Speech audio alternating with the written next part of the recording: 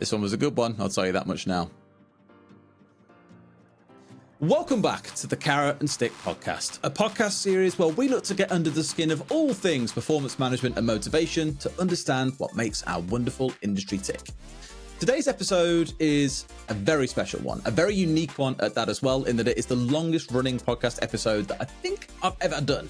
It's with Gary Goldsmith, co-founder of the Recruitment Directors Lunch Club, formerly in the Big Brother House, was at S3, for example. Seems to know everyone in the recruitment industry. It's absolutely bonkers how well connected this guy is, but equally how experienced he is too. We go through God knows how many topics today. The man came armed with about 20 things to talk about, and I had to try and whittle him down, but I'm pretty sure we spoke about the vast majority of them anyway. Whether it was going through recruitment being an art or a science, across to how important BD work is, and having things like 3 2-hour sprints a day is really valuable towards building up that BD muscle, repeatable models to scale and the stories that you have to be able to tell your staff, your candidates and your clients, through to what it means to build a successful, scalable business and not one that just sits at a small sort of size and never really achieves absolute greatness. There's honestly so much packed into this episode that I'm struggling to really summarize it. So how about we just get into it then? Gary Goldsmith, co-founder of the Recruitment Directors Lunch Club, and here he is. Gary, for those who don't know who Gary Goldsmith is, I'm sure you'd ask, where the hell have you been living your whole life? But for those who don't know, who are you? Oh, you want me to say it? I want you to say it. Yeah. I'm not here to kiss your feet or anything. It's on you to do that. Go on. I am the proudest salesperson on the planet. I was part of the top team at S3, where we recruited business people who could sell brilliantly, and we did pretty well. I joined that business when it was 6 years old, doing 3 million in revenues and fees, and in my first 6 years, we got to 258 million. Draw your own conclusions. I'm contract through and through. I'm salesperson through and through. I even negotiated some hair bangles at Lululemon the other day when my missus was buying a coat, and I had no hair at the time. So I just love doing the deal. I think people might have seen me on the telly recently. I'm infamously fell out of bed on national TV, but Levi Roots is now one of my bezies. I'm having a really good time, and as of now, I pretty much never say no to anything. That's why I'm here, you beautiful soul. Oh, ain't that nice, mate? Well, I appreciate you not saying no to me. I've got to ask first and foremost. I should have mentioned the RDLC. I should have mentioned the RDLC, shouldn't I? You really should have mentioned that too. Yeah. Do you want to take 20 seconds to do that? Go on. What is it? So I'm a co-founder of the RDLC, without doubt, the number one network for recruitment business leaders who are inspirational, aspirational, and wanting to do something special. And the last 3 gigs we've done back to back to back have been probably the 3 best ones we've ever done. So our trajectory is just going up and up and up, as Yaz would say. I can back that as well. I came down to your super lunch with Jamie from Interex, and that was wicked. That was really good. It was good, yeah. We've had some absolute crackers recently. I saw a bunch of posts about the Levi Roots one, which was cool as well. That was nice. I'll show you some stuff because Will Kellett did the finale of that one, and he started with growing £1 million billers is not hard.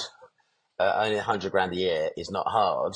He goes, I've done 1.5 for the last 4 years, but you know, it's not about me, it's about my team. So they're all doing 750, right? It's like the room went, you what? You what? So yeah, as part of and Levi Roots singing his song about reggae sauce, it was very funny. No, that's such a throwback. I'm gonna chuck you some videos offline. It's really cool. Wicked. I've got to ask the question while we're here as well. It is definitely a side to recruitment focused podcast for a second. What was that Big Brother experience like? Because it's obviously a side of it. We see the TV side of it. We don't see all the crap that goes in the build up to it. For example, what happens inside it when the cameras aren't always focused on you, for example. What was it like? It was spectacular, to be fair. Right, for someone who doesn't come from that world, it was, oh my God. I was that nervous when I went in, by the way. I was that nervous, and I never get nervous about anything ever. And it was just so much out of your comfort zone. It was very difficult when, you know, someone like Sharon Osbourne puts a target on your back within the first 20 seconds. I mean, that's fucking hard.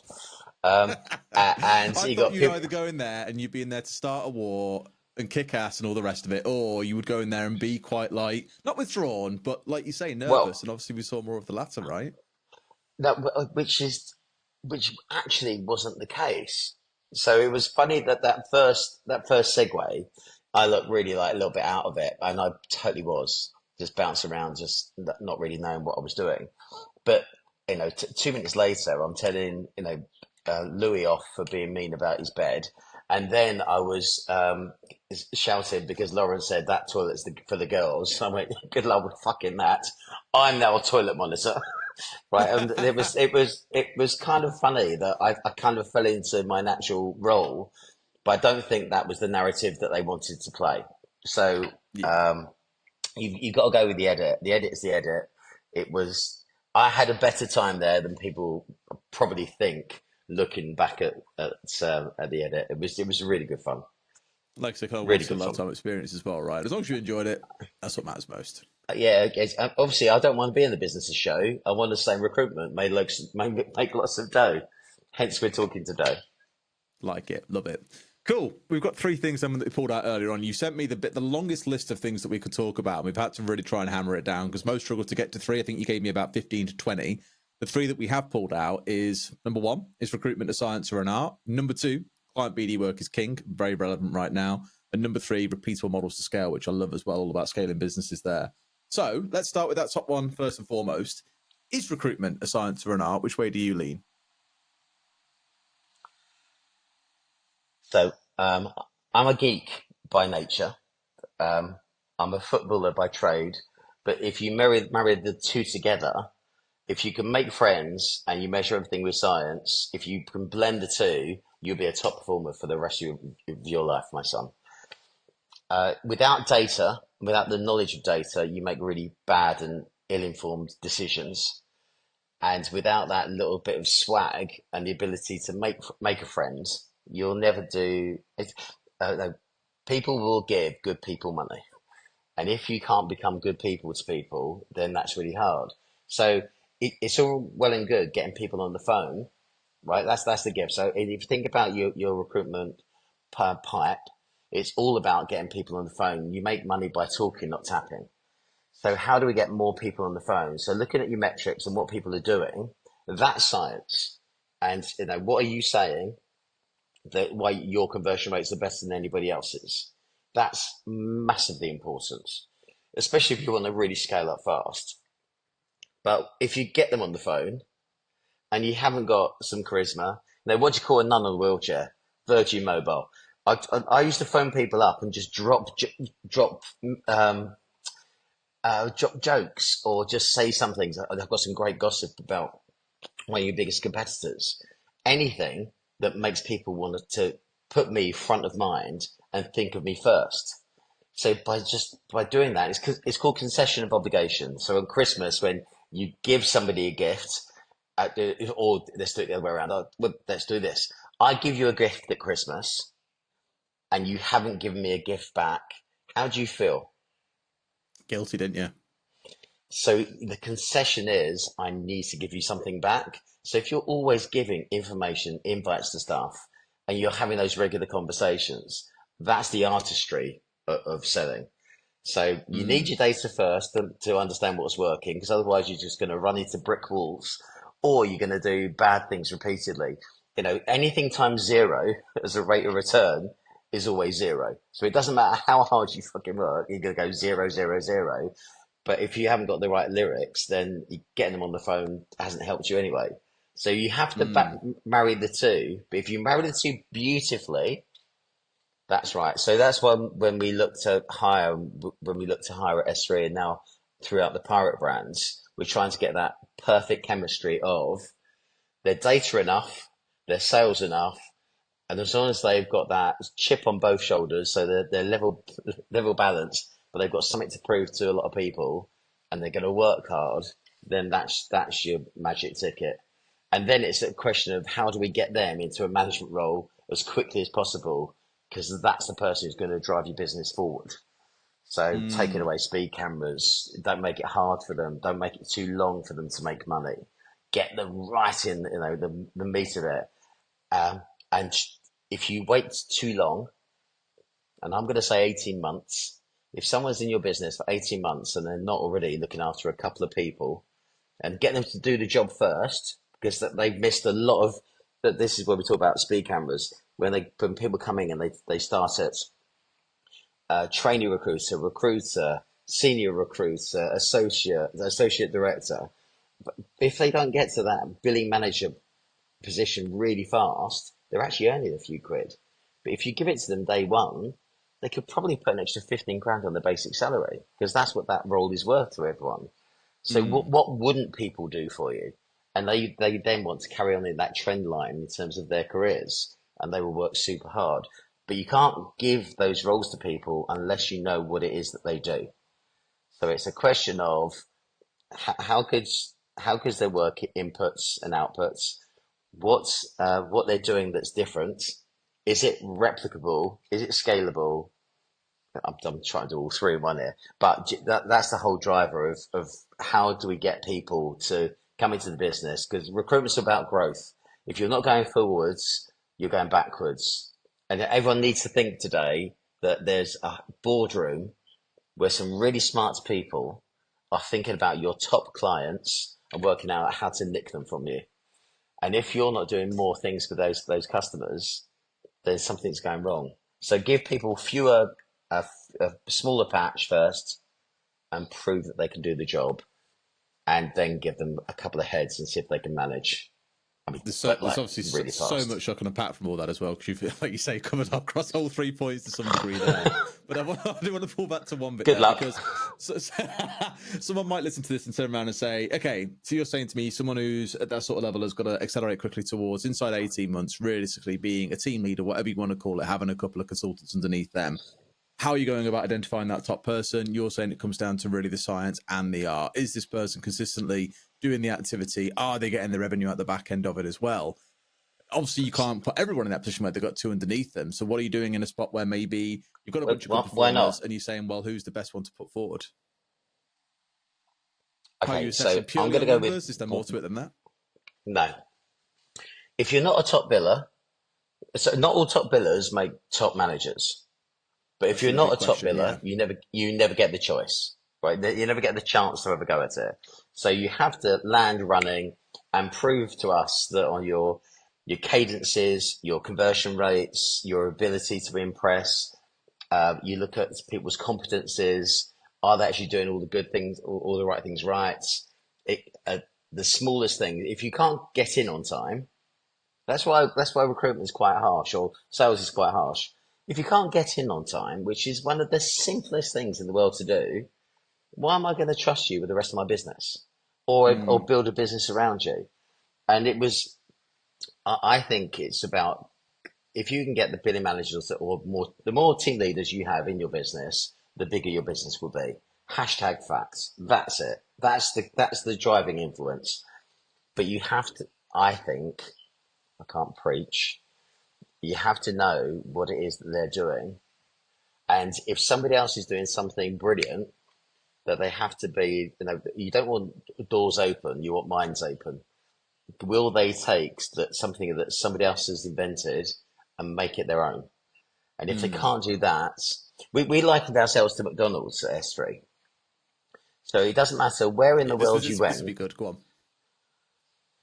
It doesn't matter where in the world you go. You can get a Big Mac, and a Big Mac will, to the penny or the cent or the yen, pretty much what that Big Mac's going to cost you. Pretty much the quality of what you're going to get. You know how long it's going to take roughly. And for me, that is the definition of a high quality business. And if somebody wanted to change it and say, I want 3 gherkins now, and more people bought that in New York, then the whole business has to put 3 gherkins in. And you can't have, change, or it won't work here. It's like, oh no, our market is so different. Bullshit. If I had a penny for every time someone said it won't work in my market, I'd be poorer than I am today, but I'd still have a lot of money. Right? So the McDonald's analogy kind of works. If somebody came up with something that was really good in any one part of my business, I would go to the bank and give them anything between £500 and £1,000 out of my own account for them. And then that had to be in the business within a week. everywhere across the globe. And we were 2,500 staff then, it's 7,000 now, and they still do the same thing. So if something's good enough, it works. But that's the appetite of a manager to be willing to look at statistical data.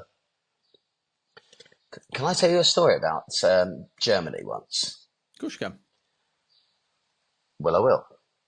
So I used to sit there back in the days when, to be honest, you were going to do it I anyway. won't do it. I won't do it. Just being polite.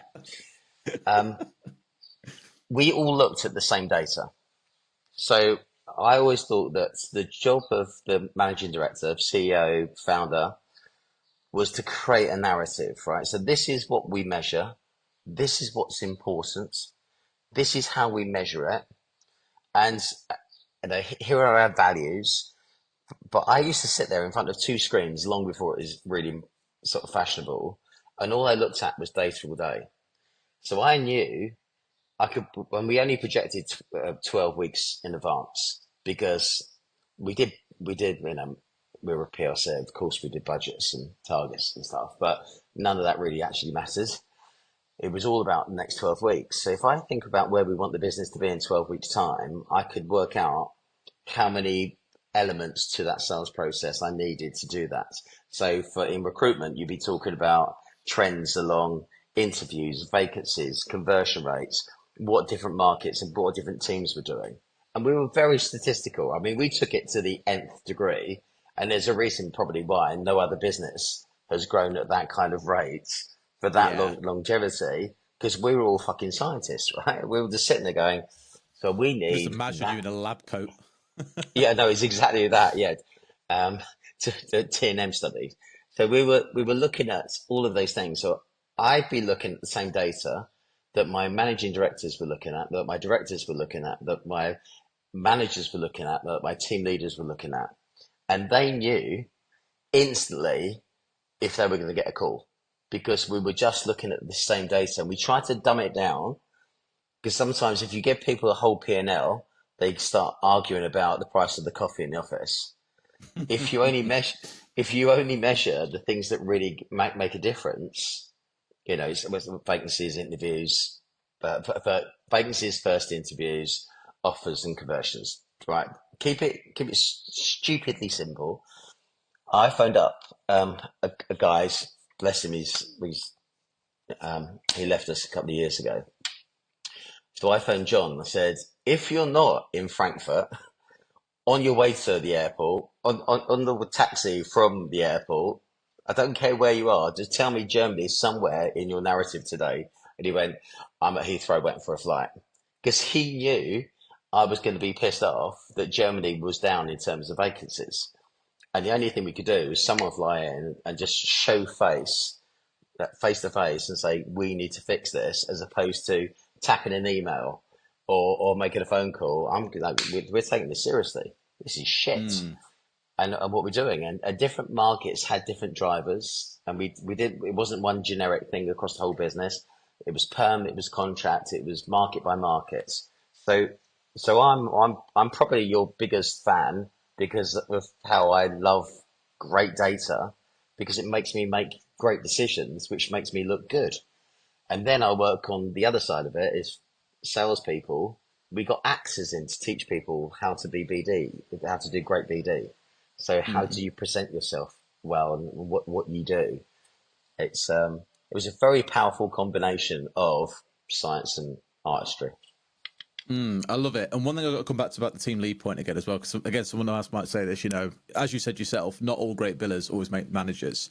When or what have you learned, or what mistakes have you made when promoting people from being top billers to being managers and going, shit, that was the wrong decision? What are the things that you look out for maybe that suggest someone is not going to last long as a team manager? They were not top billers. I don't want them to be a top biller. I want them to be doing the right cadences, the right inputs, the right effort, and you will be better than the average. You will be someone who's good. You're never going to be a top biller. You're 18 months in. You're never going to outbill someone who's got friendships and relationships with 30 people. So they weren't the ones that we would make managers. We want the people who are sort of grassroots and cherry pick the best ones of those. If somebody can't do it and becomes selfish, we used to virtually in the business have a cupboard, and those people went and sat in the cupboard, and we used to throw them a steak once a month. They weren't involved in any decision making. They were just, if you want to be selfish, if you want to do that, that's great. I'll take your revenue, but eventually you're going to get tired of the fact that I don't give a shit about you. Yeah. And the minute you leave on contract, I just nick all your runners and you can't work those customers anymore. Or if you're a top bidder on perm, I'm going to take that client away from you. If somebody was good in sales, not sure how your audience is going to take this. If somebody started doing very well, I want you to be a manager. I want you to be a billing manager. And we treated those people deliberately differently. So they were invited to different parties. They had different lunch clubs. They had memberships of Home House. They had better cars. They everything. We gave them suit vouchers, and we looked after those people. So it was cool to be good. But if you just wanted to be a top recruiter or a top salesperson, you're dead to me. I can't wait for you to leave. Right? I can't wait to quote that and check it on LinkedIn. That's going to be great. That quote. See, someone could be a top salesperson, but you were like, you ain't for me. I want a team manager. That's what I really want. That's because the more team managers I had, the more money I had, and I didn't want to incentivize top salespeople because. But the other thing that we did. So Dean and I have got a brilliant relationship. So my co-founder of S3, one of the smartest people I've ever met. He's a really cool guy. He's a really cool guy. So when Dean worked for me, there's a whole backstory here about the fact that he went from 30 grand to work with it. Okay, this is the cultural piece. He went from 30 grand a year as a lease specialist, and he was basically auditing lease properties, earning commission, and he went down to a 10 grand basic salary. He was so poor, he had to go to his gym in the morning, clean it, then work for us till 7, then go and break down iron baths from what was the council estate buildings and bring down pieces of iron, then get up at 5 to go and clean his gym, then go and work for us. So at the end of it, he looked absolutely broken. And here Warwick said, just what's wrong with you? Because you came in looking $1 million, now you look like £1 million lira. Right? What is broken here? And he said, you can't tell anyone, but this is the story. So Warwick walked straight in and went, I've got to tell you this. So I'm Warwick's boss, boss's boss's boss. And I just called and I said, what do we do with him? And Warwick said, that's the greatest potential I've ever seen in recruitment. And we love him. And he works really hard. So he walked through. So we got him to come into the office. And I said, I hear you've been moonlighting. Right? And he just thought, I'm getting sacked here. And I guaranteed his income so that he could then focus, but on the proviso that he dropped everything else and just focused. And he then opened up some amazing accounts. And the first thing we said to him was, you can have those roles with that one person in that account, but that account is too big for you. You don't own the whole account. And I'm going to spread it across more people so we maximize the opportunity in that one business. And he went, yeah. And after 2 years of doing that, he left and said, yeah, you robbed me. And he held that against me. And now we're actually business partners and best friends. But it was one of those, if somebody's got an account, one person will get happy if they're earning 200 to 300 grand a year. I want the 3 or 4 million quid that account's going to generate me, not just the 300, 400 grand. And that just pissed me off. So we would make some really bold decisions on the businesses that we had. But again, Dina, I don't want you to be a top biller, mate. I want you to be a billing manager because that's how we measure our business. We were very focused on around that as well. Because I think something else others listening to this might think is, okay, then you want these people to go and be team managers. Who are they managing? Because by the sounds of it, you're not happy with just top billers. You want to become team managers. Are they managing mediocre talent underneath them? What's the story? No. So if you think about a pizza, You love your analogies, mate. I'm here for it. This is honestly, we're 25 minutes in, and normally at this point, we're trying to move on to topic 2 or 3. I'm just happy with the conversation, so carry on. Talk to me about pizzas. all right. So what Bill and Simon did. So the original founders of S3, they created absolute monsters. So they had people like myself, Russell, Sunil at Progressive, Gary Eldon at Huxley. And we had families of businesses underneath us. And based on, there will be one moment in time or one period in time where our overall contribution to profits dictated how much we took from any event that was going to go on. So at some points we had to put on group hat, which meant that I might have to give Progressive my number 2 in Germany, because I opened up all the regional offices. I had to give him my database of German clients and candidates. I had to give him my number 2 and probably a couple of recruiters to come and fight against me to make him more money. That's group hat. So the driving force, and imagine if then there was 11 brands, which we had at S3. If they all opened one profit center each, I had to open 11. So I was never running out of billing managers. But if you're a billing manager for me, and your number 2 is so good, I say that he needs to be a billing manager. I pay you $5,000 and say, because the way we pay people, you went from 10 grand. Well, let's say today's world, right? You go from a 25 grand basic as a rookie. You probably go up to 37.5 as a billing manager, $2,000 for everybody in your team, 2% of anything they bill, 4% of anything over target, right? So you've all but doubled what you're earning, but you have to do it for 1 month and 1 month only before I'm going to give it to you. Prove to me you can do the job, because I don't think you can.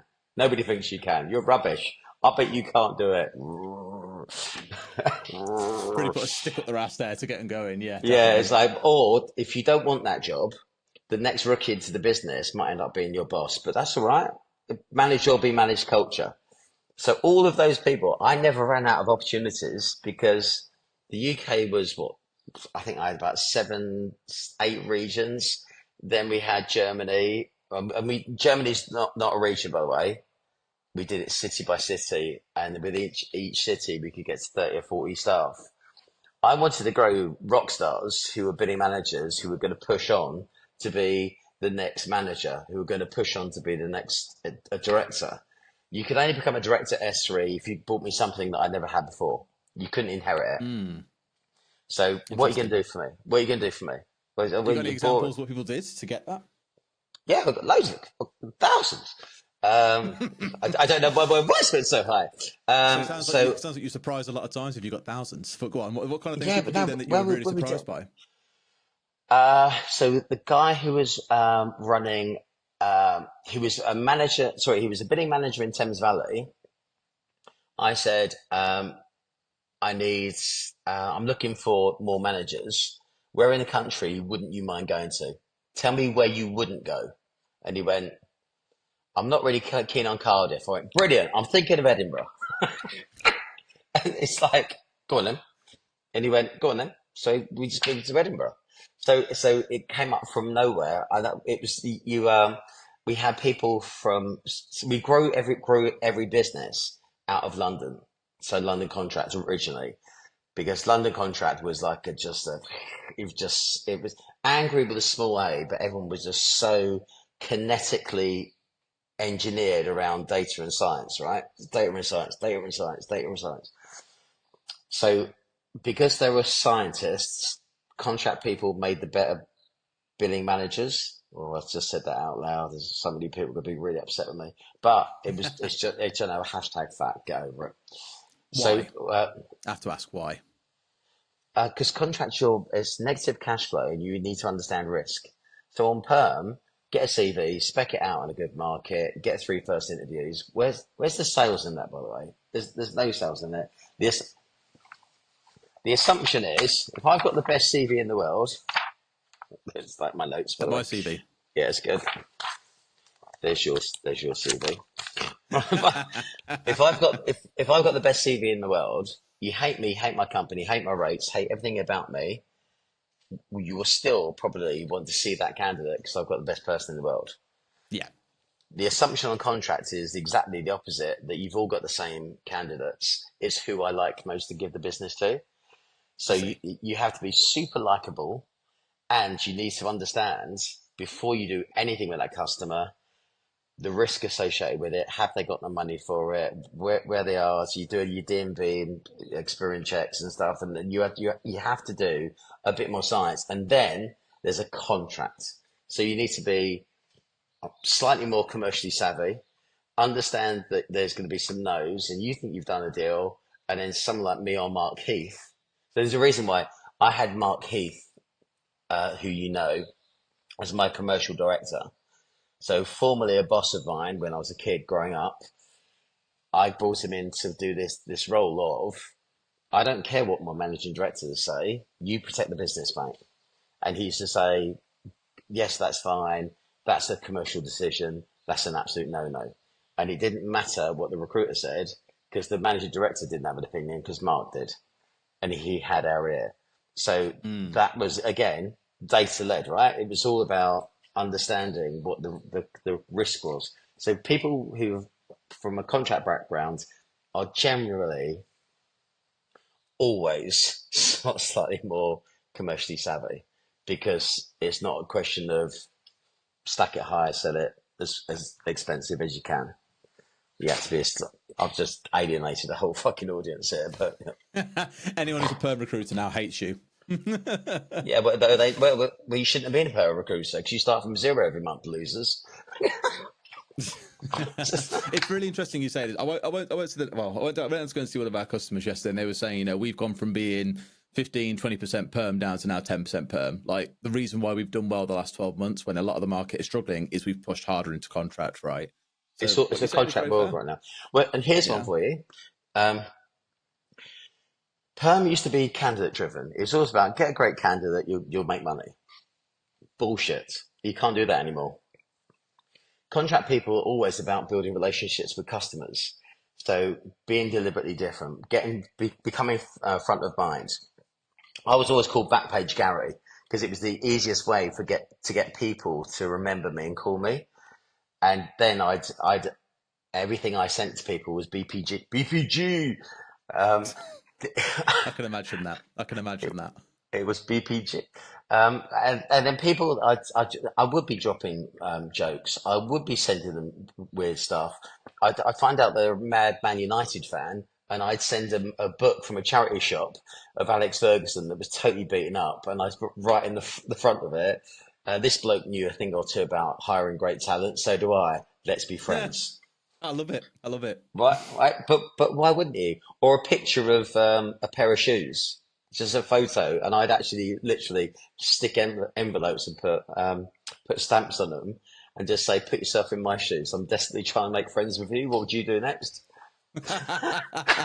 That's a really good one. Of our guys in our sales team last week bought a load of these little stupid sunglasses and sent them out to people and used a similar sort of thing. And I said to him, honestly, you think about the number of people that do that kind of stuff these days, almost never. I never get anything at all. Luke McCluskey did a great one. He sent out some mugs to people, and even the smallest font he could get, it says, "This is the only mug I'll ever send you." Now, in recruitment, that is brilliant, right? So it's about differentiating yourself and finding that. But contract people generally make better managers. But we out of London we grew the Nordics. Out of London we grew Belgium. Out of Belgium we grew France. Out of Belgium, because we got Walloons as well, we grew Germany. So it kind of worked, but it gave my directors at the time and managers something more to aspire to. But we were all looking at exactly the same data, so they knew if they were doing. I also think that you, across your audience, everybody thinks that data is a management tool, it's an MI tool, but it's not. Everybody wants to please their boss, right? So I spend Christmas Day with Bill Butchell. I go to Cannes with him and his whole family. And we've done that because I want to please him because, I love Bill. and the opportunity that you gave me. So once we understood what good looks like, then everybody will try to do that.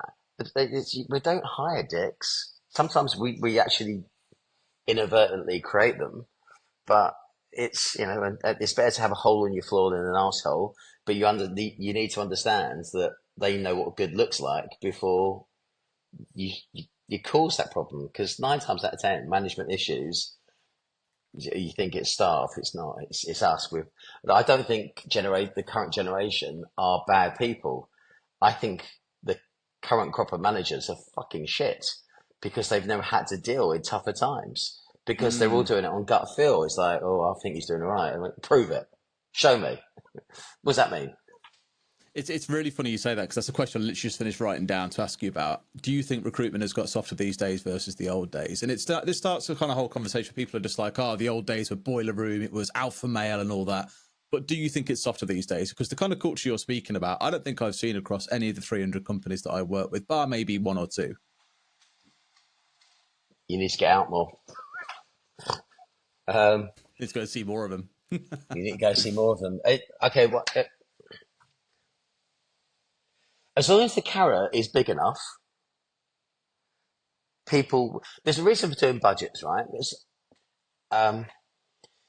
I ask people, so I sit on 30 odd boards, and I ask people to sit there, tell me what you think you can do. You have to do it based on your current baseline. So, which is always quite an interesting moment. What's your conversion rate? So what's your interview placement? And not across the whole business. I want one on each division within your business. Because if you're doing a team in tech and it's so low level tech versus high level tech, your conversions are madly different and your rates of return are madly different. So why would you just, to make it easy for yourself and use one? So once people understand how big the target is and how big the rate of return is, they will then decide internally if it's worth the effort. And once you've got people on the end of that hook, that's the moment that you can get away with blue murder, because we're all working towards the same thing.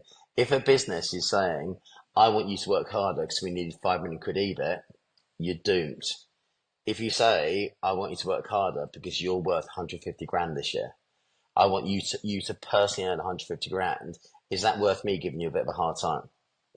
Now, if you can buy into a culture where it's cool to be good, bosh. If you can get to a point where I want to grow a business around you. So I'm going to drive you really hard because you've not come here to be a dick. I want business people who sell brilliantly. I just don't want a salesperson. I'll get them to fucking 2 a penny. So if you want to be in that sort of environment, then this is the place to be. I think Jamie Fraser's got it absolutely nailed on. I think Will Kellett's Will Kellett's got it nailed on. But you tell people right from day one. It's really important that there's a lot of people that interview, they talk about this utopian ideal of what their business actually is. It's all about, sandals, and we sing Kumbaya most mornings, and come in if you fancy it. Is there anything we can get you? And then they come into the business, and it's just not that business. So you've got to be really, open your kimono, be beautifully honest about exactly what your business is, and be fucking proud to be sales. Be proud to be a salesperson. If I was looking for a job, I'd want the recruitment consultant who talks to me to be the most full-on person in the world who's going to sell me within an inch of my life. And if I'm a client who wants me to get him the best talent he can possibly get, I want him to know I am going to absolutely do everything in my power to make sure people are convinced to come to you. Now, I can get you on the stage at X Factor. I can't do the singing for you. So, but I can get you on the stage at X Factor. It's like a social contract with them. Like, look, I'm going to drive you hard. I'm going to have high expectations, but you'll be able to achieve this. I will make you great as a result, right? Yeah. And also, I'm going to rely on science because I can show you why he's doing better than you. And that's a fact.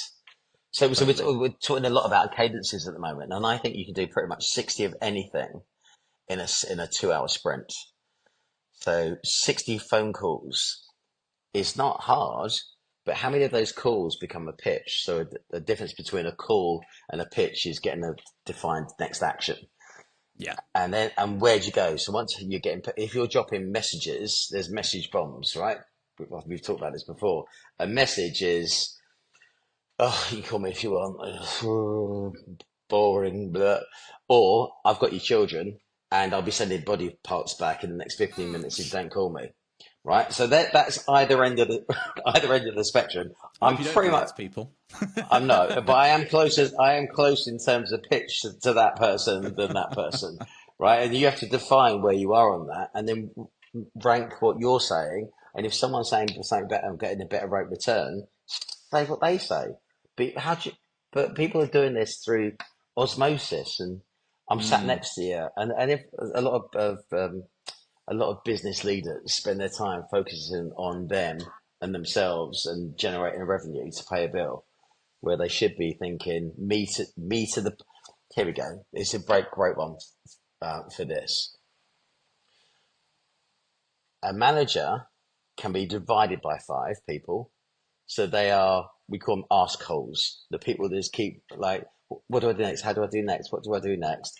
Or a manager could be to the power of 5, where he's telling them every 2 hours what he would do if he was sat on that desk and what cadence he would do and measure them and saying, well done. Catching people doing things well. And you can't do that with gut feel. You need tools to do that. I love that. I've got to come back to you. Started talking. Can I just say, I I do talk in analogies, don't I? You do. The thing is, I love an analogy. I'm the kind of person that remembers things based on analogies, so I'm not complaining at all. Don't worry about that. Right. Good. You've kind of stepped into this area already. I want to go into it more because it was that second topic around client BD work being king. I think for the last 12 months, no one would turn around and say that there hasn't been an issue where people have sat there and farmed and got, dare I say, lazy for the couple of years of 21, 22, where it was easy to win business. Now they're having to pick up the phone. So many really don't know how to. And you said to me before, realistically, BD work should be going on till 4. Talk to me about that more. Okay, so this is tapping, not talking, as you said. Yeah, tapping, not talking. Nobody's ever won any business with an email. It's a little bit like a website. Your website never wins you money, but it can definitely lose you money. So you need it to be there, but 9 times out of 10, it doesn't work for you. I've just lost a whole load of suppliers there for the RDLC. But Shazam is amazing. I think you're generous saying it's 2 years because it hasn't. It's been 12. We've had a boom in the sector for effectively 12 years. The COVID blip, but again, government everyone bailed everybody out, and it was a lovely summer, so nobody really minds about that. The people have perm has lost the ability to sell, and the problem is a lot of people have come into the sector and have started up a business within 10 years, and all they've done is perm, and all they've done is spec CVs.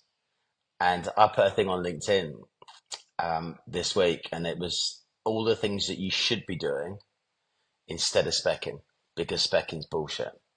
Now there are very small minor pockets of opportunity where specking does work, but if you're trying to grow a sustainable growth business, it is not the way to do it, and it has to be about BD.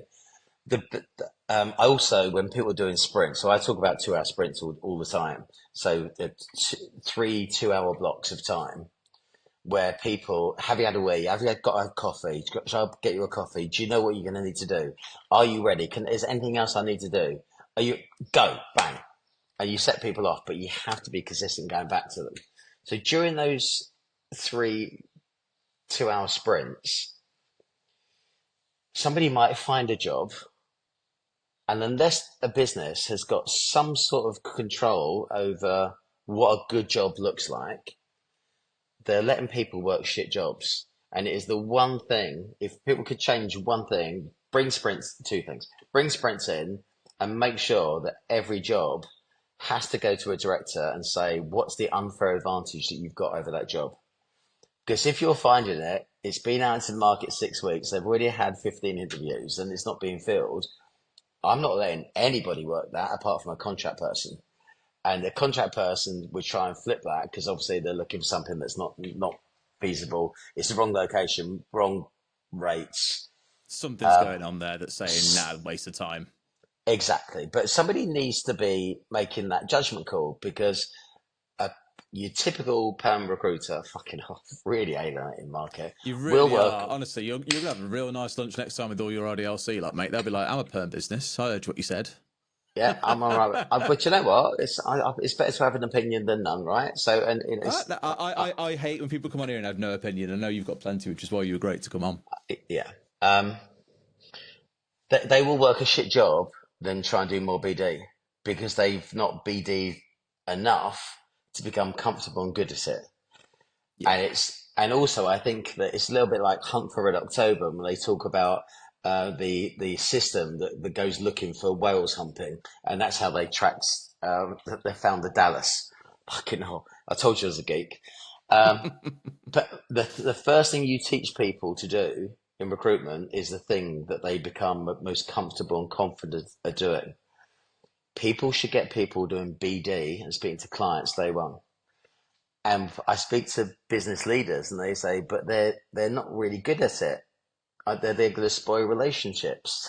I just laugh thinking, how many clients have you got on your CRM? How many gave you money this year so far? And they go, I've got 10,034. So what fucking relationships? What are you worried about? It's like, so give them 100 and see if they can't make some friends, because that's the only way to start the process. So, I love that. So it's all about doing BD and getting jobs, and the more jobs you get on. So my magic number was 11 S3. So if I knew that everyone in my perm team had 11 A jobs, so that's a job with an unfair advantage, the de minimis being interview slots. You're in about 11 jobs that are actively working, or that they're sourcing a week or a month, or... Okay, so there's two ways to look at this. So if you S3 did a really great study, I think it was in 2018, and they looked at the conversion rate. So in their, and I was gone by this time, by the way. Andy Oldman shared this with me. So if everyone's going to get sued, go to Andy. Andy Man. Yeah, Andy Man.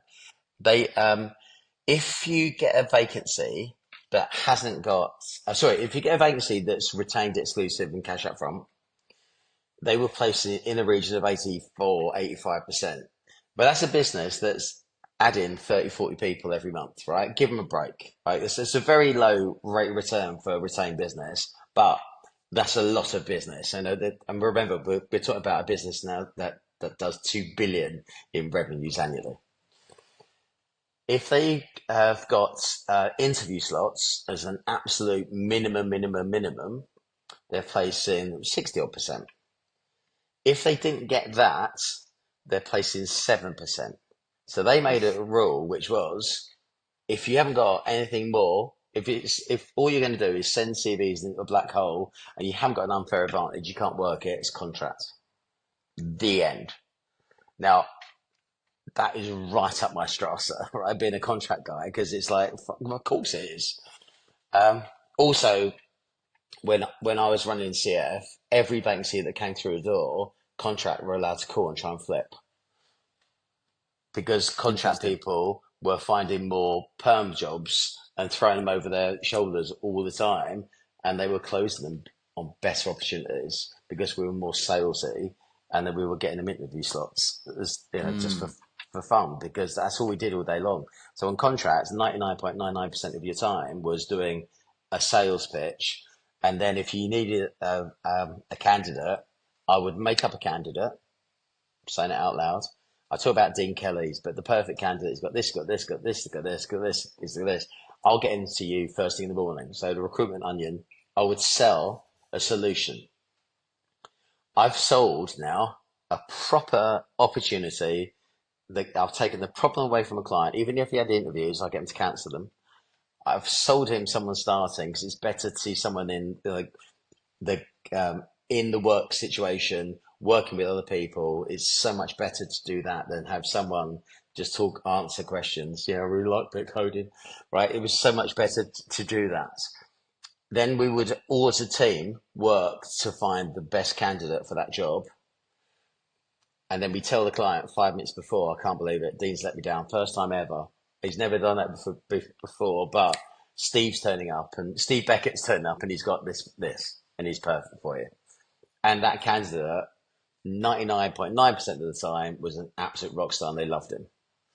Now, we took away a problem from a customer. Is it fibbing? Is it white lying? Is it breaking the give a shit? Well, actually, we've broken the mold and done something deliberately different. And I'm still to this day really proud of that. If I try to explain what I'm going to do to the customer, they're not going to buy into it. But actually what I've done is I've probably given them 3 or 4 hours back in terms of interviews, or seconds. The guys started straight away. So their project is going quicker. They've got the outcome they wanted at the end of the day. It's the outcome they didn't know they needed. So I think that's great selling. So we used to measure that. So when we've got people who are working shit jobs, you've got to take that away and make sure that they finish their whole sprint and measure how many jobs they got in that sprint, not just the one. And once you get more jobs, you become really efficient at saying, that's a shit one. But actually, if that's the only one you had, you'd have worked it. But I've now taken that away from you by saying BD till 4. Be on perm right now, BD till 4. And then if you get a great job, work till 8 and fill it.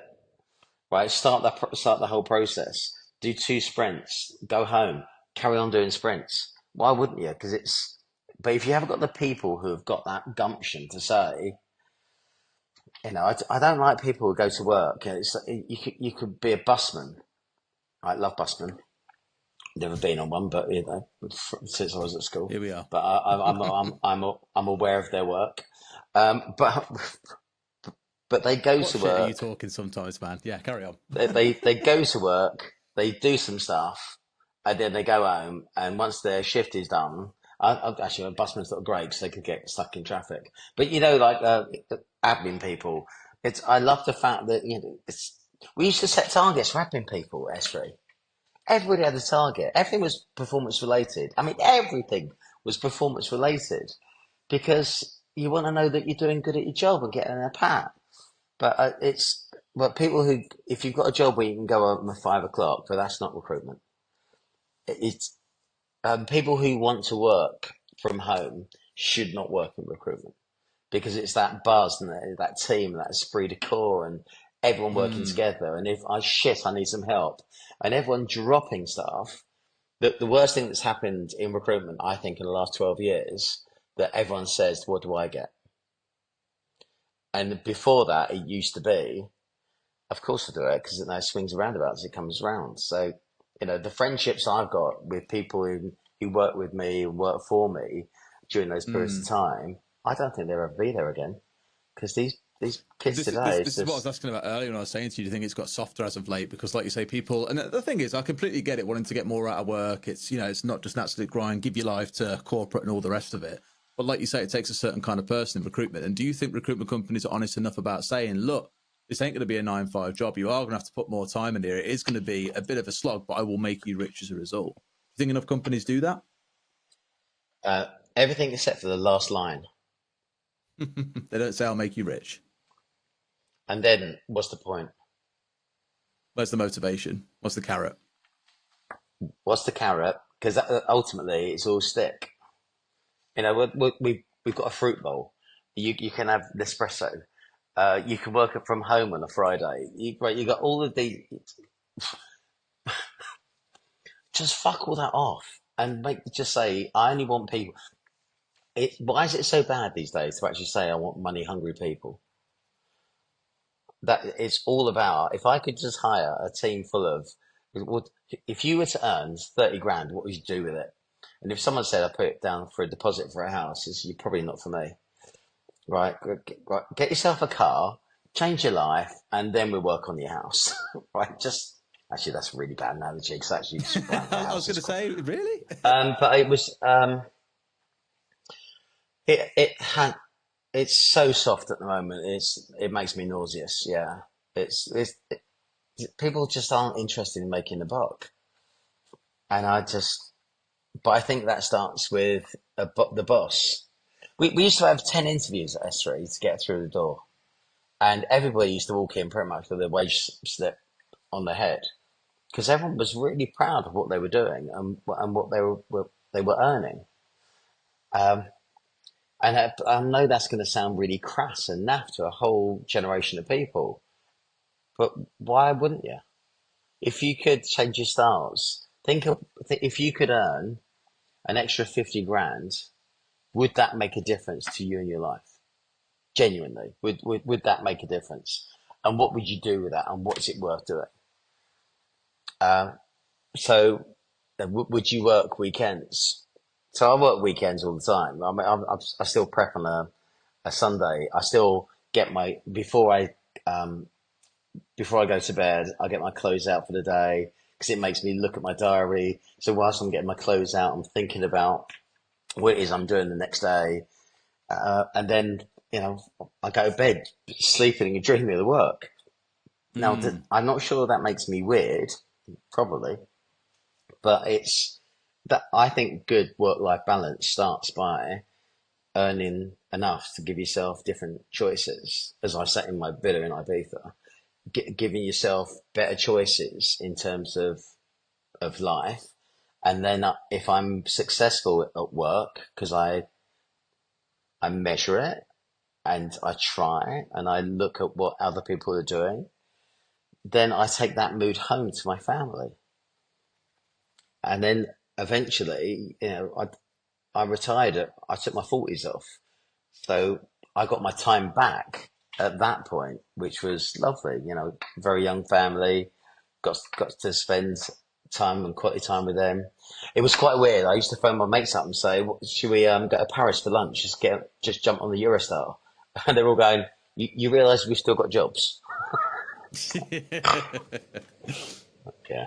It's a unique spot to be in, right? But also really cool. And the thing I've probably observed about you, I've known you now for how many years now? 7 or so?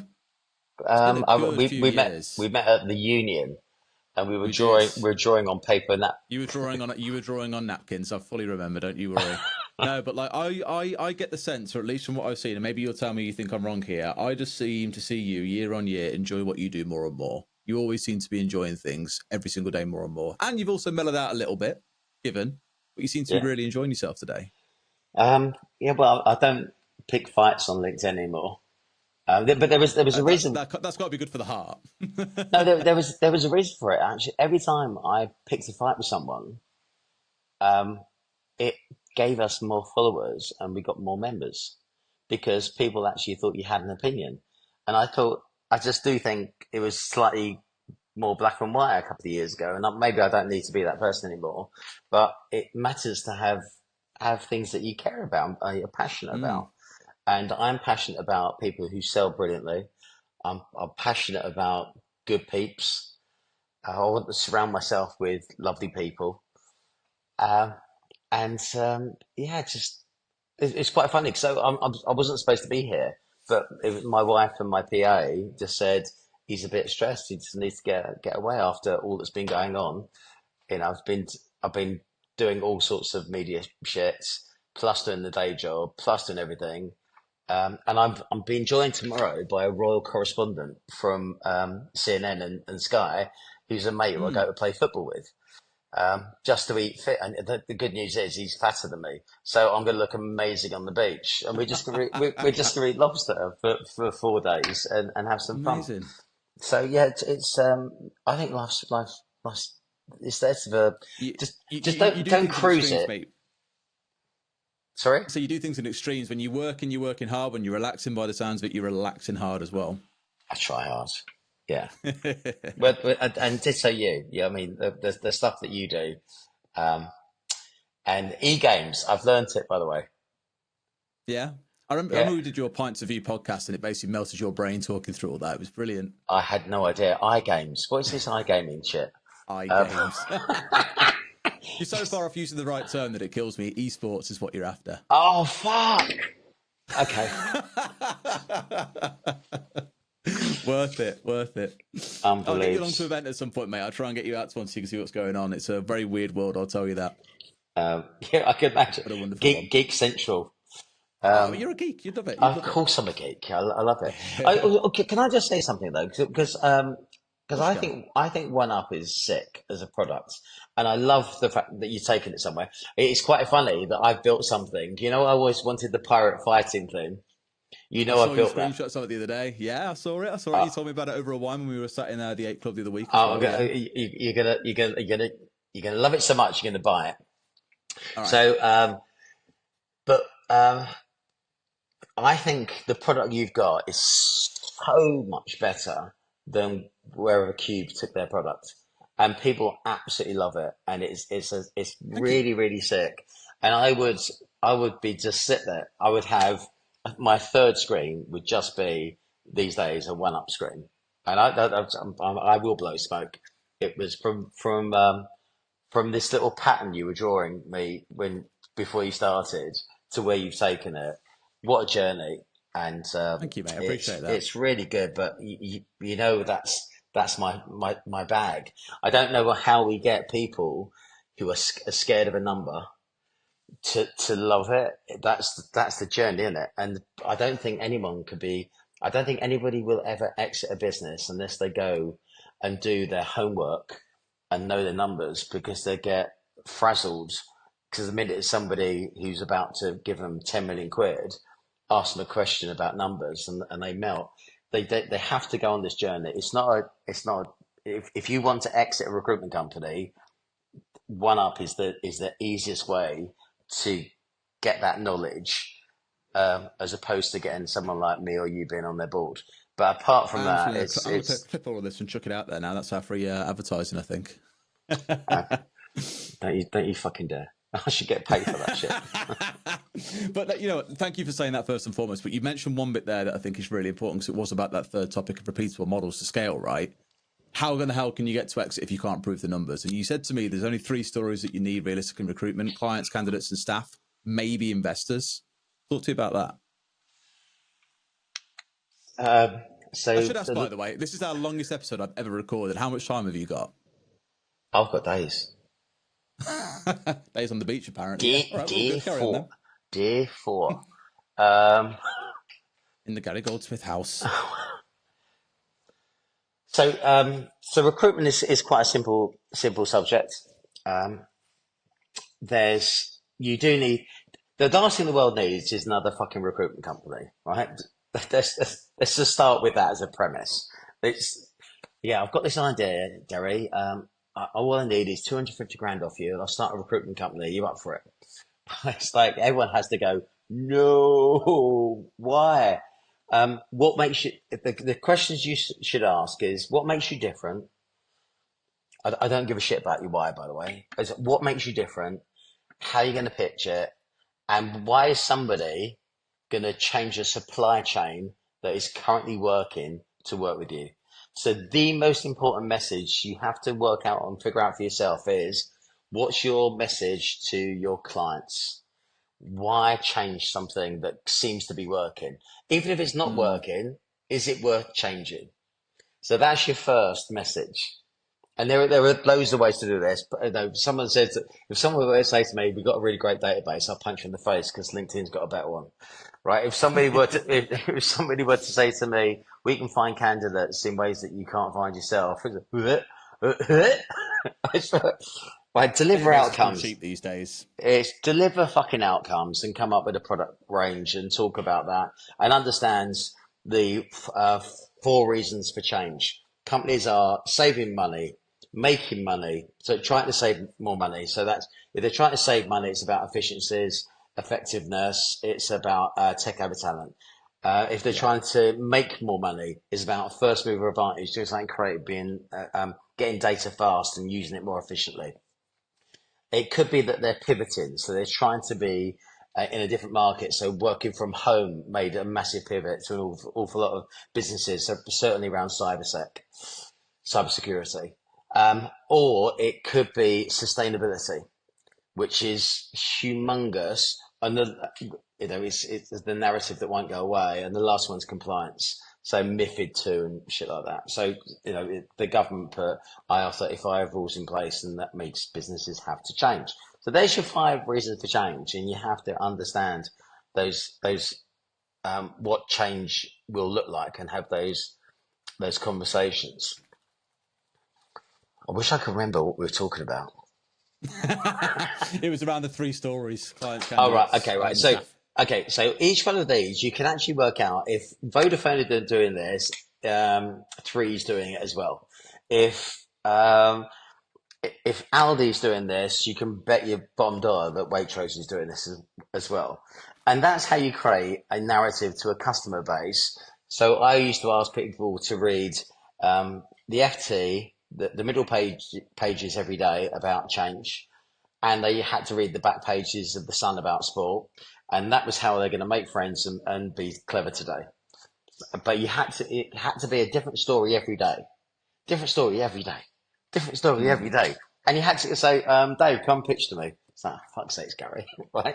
And they had to pitch it to me, and then we do it in the middle of the office, so that everyone's listening, so people trying just to come up with something to be creative and clever. Then you need your story to candidates. So why are they going to trust you? So you have to then lean into the stories of people that you're working with. You need to know people who are movers and shakers in their marketplace. So we used to have whiteboards, and people talk about the best people who are around at the moment, what they're doing. And you also need to have 3 or 4 people that you could actually say, I work with. And they were brilliant people. And I would challenge you every day to do that. 200 people in London. And it's like, you don't want to get picked but you will be prepared, because it's going to be a different person every day. And then there's the story to your staff. And we all talk about recruitment, that we will build a business around you. But they don't. But we did. So, because I want you to be running a business within 18 months. So, come here. If you're good, we'll do this. Make it real. Make it relevant, and make it sexy. And also make it worth them putting the investment in, because I'm going to give you a hard time. And because I'm giving you a hard time because you're my Luke Skywalker. I'll be Obi-Wan Kenobi. Close your eyes, Luke. Trust in the Force. I will make you super special. But unless you want to be different, world class, really, something that there'll be a legacy about you. You have people in forests on guitars singing songs about you. That's what I want. So unless you want to be that person, just don't start this fucking journey, because you end up in the cupboard over there where I just throw a steak in once a month. Wankers. The Judeans people front, not the people's front of Judea. So we wanted really, nobody would get that reference, will they? Life of Brian. But we want people who are just going to be really working massively hard. And if you can get that full story, this is our formula. This is our formulaic process. This is repeatable. This is how we do everything. We measure this. And then if somebody does this, that's our hurry trigger. If somebody does this, then they become this person. If they do this, they become that person. This is how we warm markets up. Everything becomes formulaic. Process the fuck out of everything, and to say that we did that over here in the UK, or we did that over here in Germany, and now we're taking it to China. And then people go, oh, that's interesting. So they're not buying what you've done, they're buying in the model and the future of what you do. But unless you start today and have a system and formula for everything, you'll never get to China.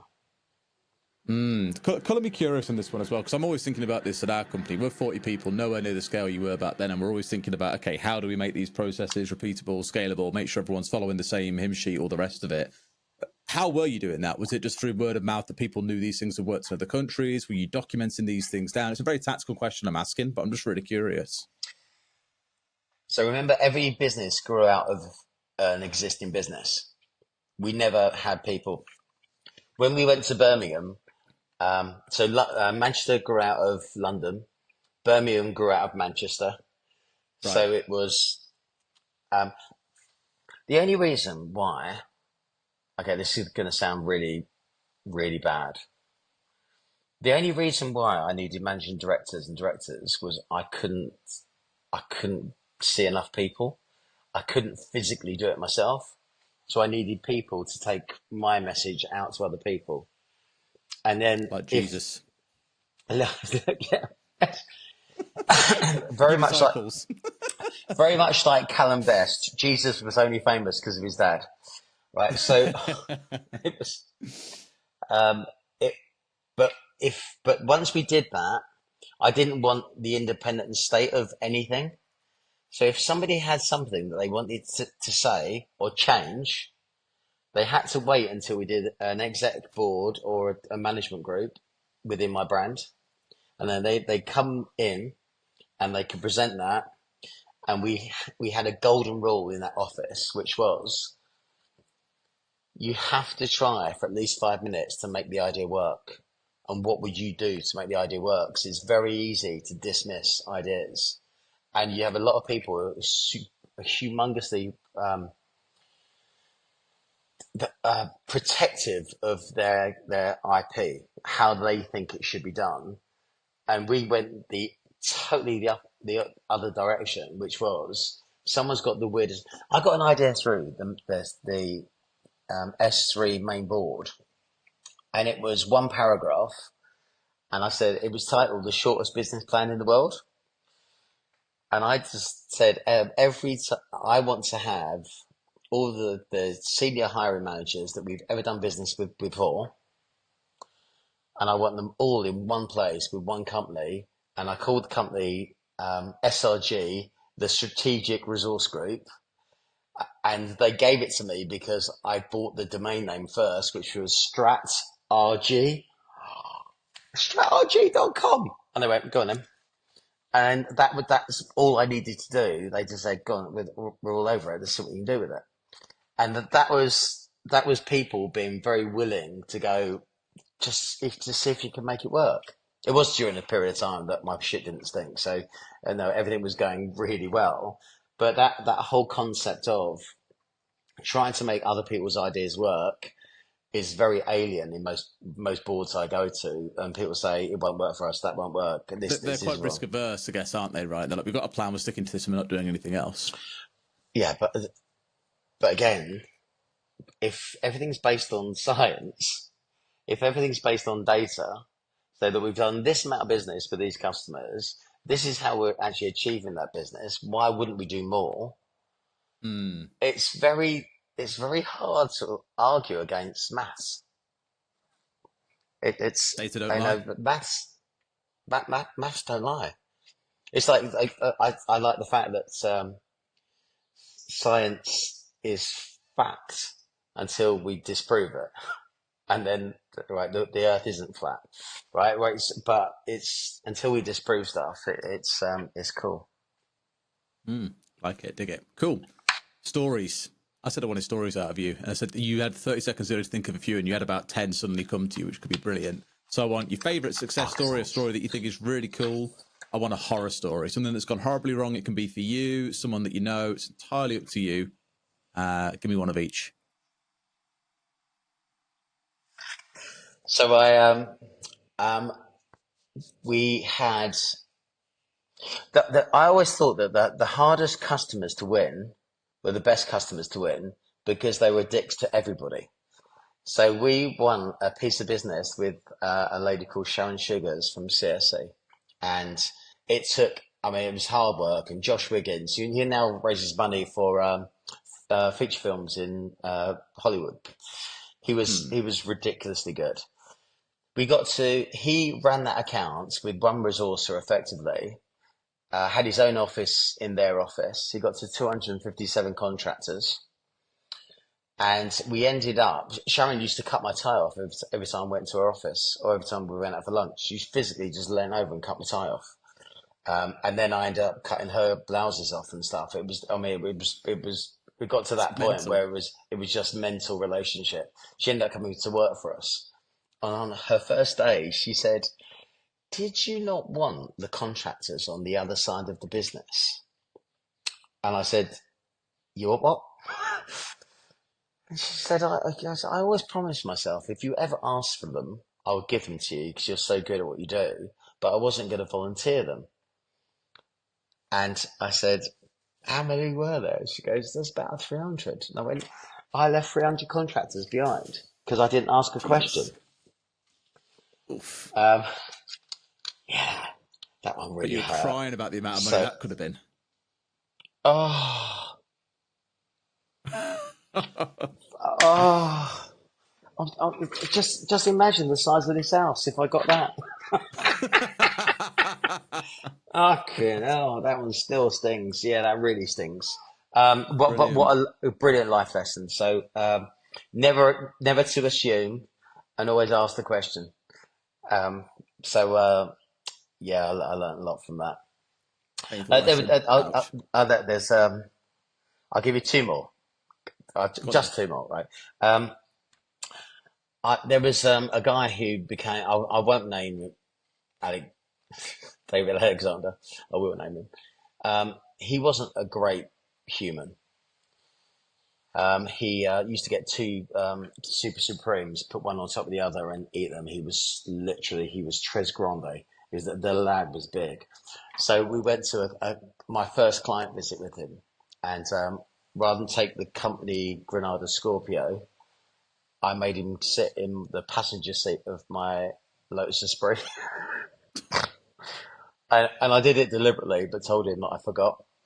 Anyway, he's in front of the client, and I have never seen anybody put their feet on the client's desk and say, "We're going nowhere till you give me business." Now, the guy was intimidating. He's like 6'4", 30 stone.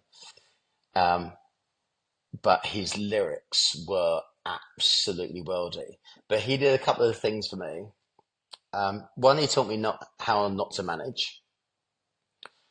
He also told me how to sell, but just by watching how this guy did things, did not give a fuck about the rules. It was the art side of things here then, Yeah, no, really at there's play. 1,000 closed questions. And I just thought, so I don't really believe in open questions because I think that's just dark ages. I love a closed question because it gets you there quicker. But I also think I know I've got a little tango in me. I can dance around all that stuff and keep the momentum going. Um, but he also gave me a book. He gave me a copy of Jonathan Livingston The Seagull. And if you've ever read the book, have you read it? Okay, would you do that as a favor for me today? Because it's you have to The physically Seagull, give it. Jonathan, what, sorry? Jonathan Livingston, The Jonathan Livingston. Seagull. Seagull. Right, Got it. you have to physically kind of give it to someone. So imagine I'm virtually giving this to you, and Hmm. you give it to people who you think are super exceptional because it's about being creative and thinking differently, and it's a seagull that ends up flying higher. The rest of the seagulls think they're a bit weird, um, and it was a chance that um, I just really bought into this whole narrative of me being a bit, you know, weird and thinking differently to other people. And that Hmm. book changed my life, and he changed my life in so many ways.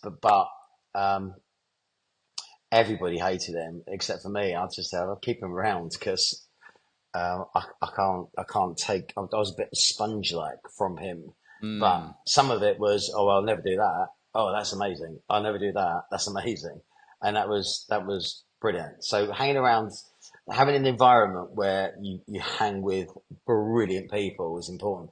Also, I've got to give you two more. The worst thing that ever happened was somebody who worked for me. I was giving them a hard time about their business performance. And he said, "Well, Hmm. you give me a hard time, but I'm not as bad as him." And I think that was the worst thing that was ever said to me in the sales environment. that somebody, because everybody goes down to the lowest level. Yeah. So you got businesses like Microsoft and Goldman's who sat the lowest 10%, and that's why they do it, because you want the benchmark to be going forward, not backwards. Totally. And that broke my heart. I remember shouting across the office once to Warwick Stacey. I said, "For fuck's sakes, Warwick, you're supposed to be better than this." And this is the guy that we wound up to actually go dress as a full kit wanker to Twickenham once, because he thought he was going to kick a ball at half time for £1 million, right? But he went to that's a good story. He went to Stowe, and he was so posh. I ended up sending my daughter there because I thought she'd come back as a Tally, came back as a Lula.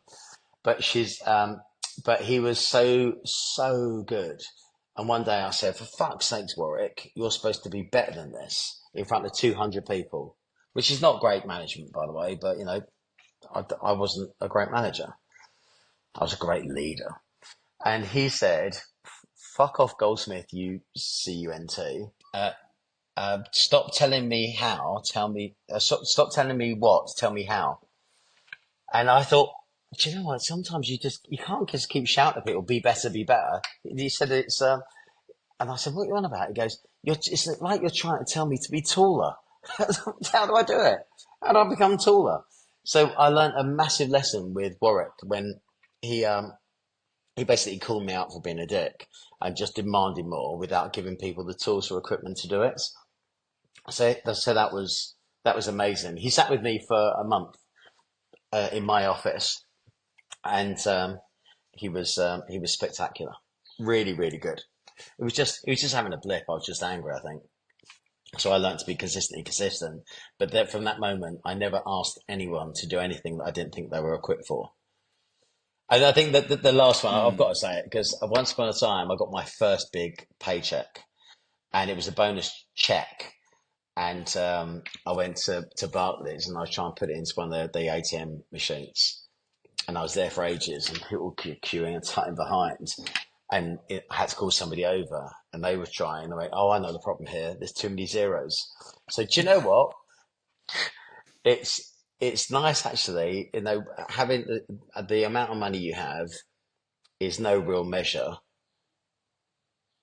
but it's good, right? So good. It is good. And then sometimes you just got to make sure that all of the effort is worthwhile. So, I finished with me being a bit of a dick, as ever. Which is totally fine by me, mate. Look, like I say, this has been, I think we'll have to release this as a double episode podcast. It's been that long, but really worth listening to your thoughts with all of it. One thing I will ask you then as a closing piece, any shout outs you want to give, any plugs you want to give? I know you've got loads that you could do, so go for it. It's all yours. I love my non-exec stuff. So if people want someone who's a tree shaker, not a tree hugger, and they want to increase shareholder value, call G. Obviously, in the next couple of months, as the summer comes, I invite all my people out here to do and a couple of away days in Ibiza. So it's nice to be out of the business, sitting in the sun, working in the mornings, and eats the fish. So that's always good. RDLC is still absolutely sick and rocking and rolling. If your business is going through a time where it's plateauing and needs just a little injection of ideas, or you're going great guns and thinking, how do I go further? Or more importantly, with a lot of businesses right now, if you don't bury your head, look up and ask people for some help and advice. So there's some really easy ways to get some brilliant advice about how people are succeeding and share some of that. And thank you very much for having me on, mate. It's always a pleasure. And, it is, mate. I enjoy our conversations more and more each time we have them. And that's not to say the first ones were shit. They just keep getting better. I think you just did say they were shit. Because Never sure when you're about to pop off, mate. That's what it was. But now you're good, mate. Like I say, you seem to be really enjoying yourself lately, which is always a real pleasure to see. So thank you for jumping on. Really appreciate this. And let's do it again in a year or so and see how things have gone since then, eh? Yeah, chuck me a carrot. Peace and love. I'll do my very best, mate. Namaste. Layers.